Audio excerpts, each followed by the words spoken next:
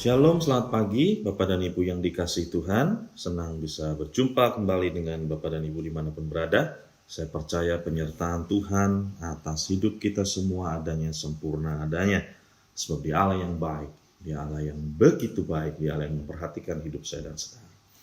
Ada sebuah cerita di dalam Alkitab mengenai Simson. Kita semua tahu, kita bisa menyebutnya dengan Simpson, beberapa budaya kolektif menyebutnya Samson.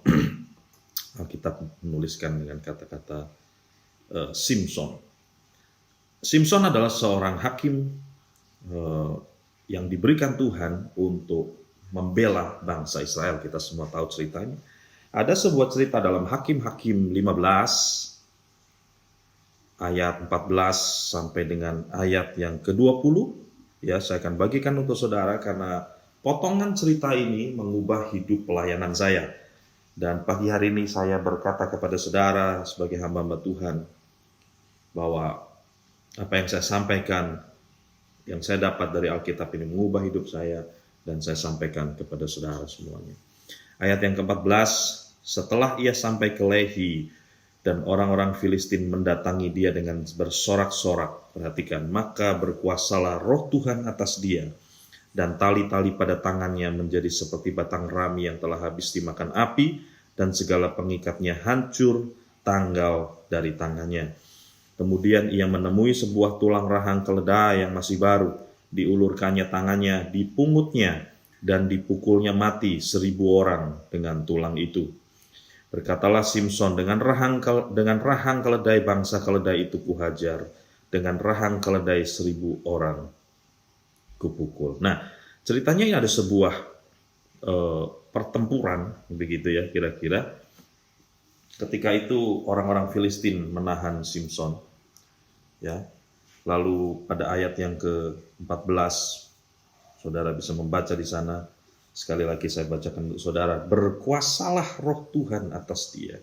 Dan tali-tali yang ada pada tangan Simpson itu dengan mudah sekali tanggal dari tangannya. Pertempuran saat itu Simpson mengalahkan 1.000 orang, dipukulnya mati dengan rahang keledai.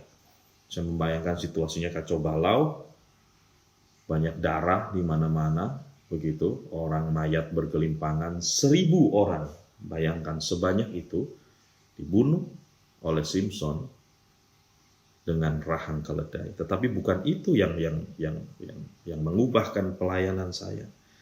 Ternyata ayat 17 lah yang mengubahkan pelayanan saya.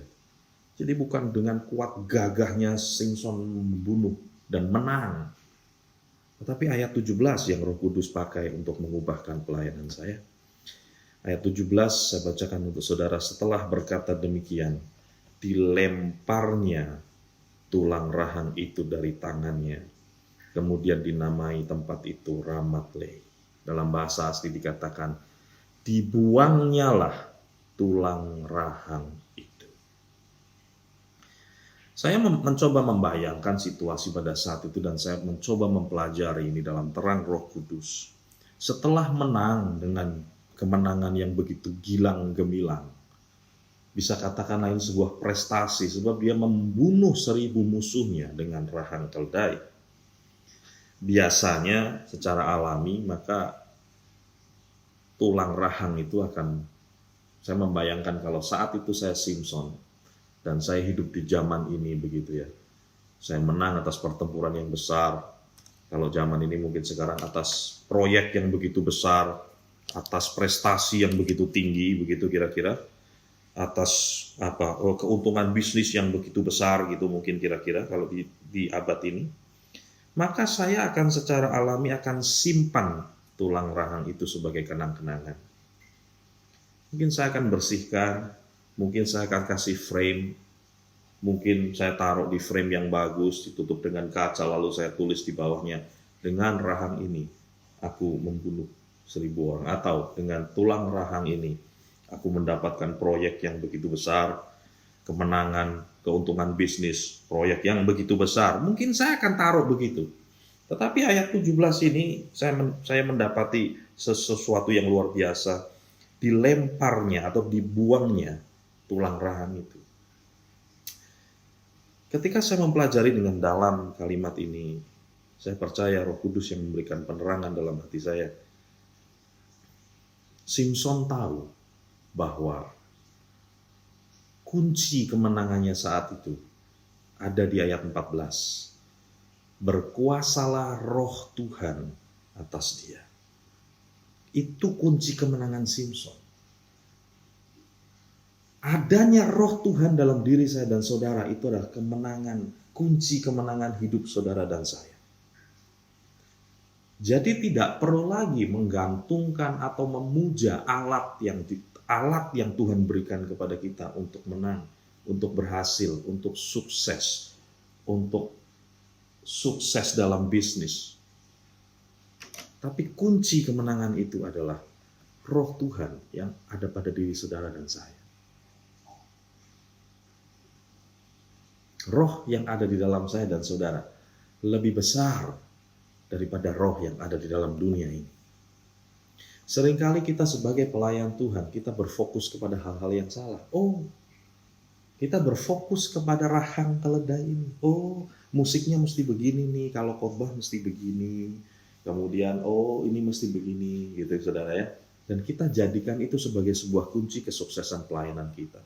Tapi pagi hari ini mari kita sama-sama merendahkan hati kita kembali dan belajar. Kunci kemenangan saya dan saudara, kunci kesuksesan saya dan saudara terletak pada kalimat, maka berkuasalah Roh Tuhan. Dan saya bersyukur di zaman perjanjian baru ini saudara dan saya disebut sebagai bait Allah. Artinya ada Roh Kudus di dalam hidup kita. Ada Roh Tuhan di dalam hidup kita. Dan di bagian lain Alkitab berkata, roh yang ada di dalam kita itu lebih besar daripada roh yang ada dalam dunia ini. Inilah kunci kesuksesan saya dan saudara. Tangkap ini pada pagi hari ini. Ubah paradigma saya dan saudara dalam hidup ini, dalam melayani Tuhan.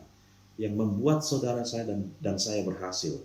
Bukan rahang keledai, tetapi Roh Tuhan yang berkuasa atas hidup kita.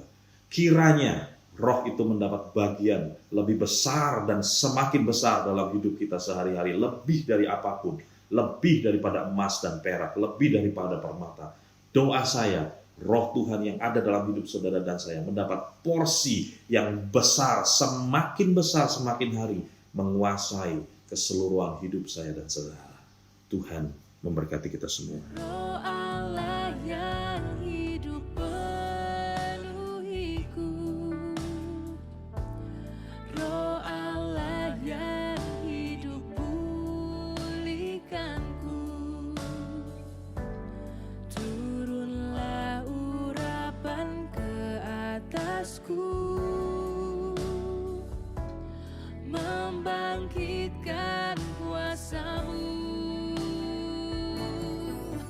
membebaskan hidup yang terbelenggu, memulihkan hati mereka yang terluka, serta mencelikan mata yang buta. Jadikan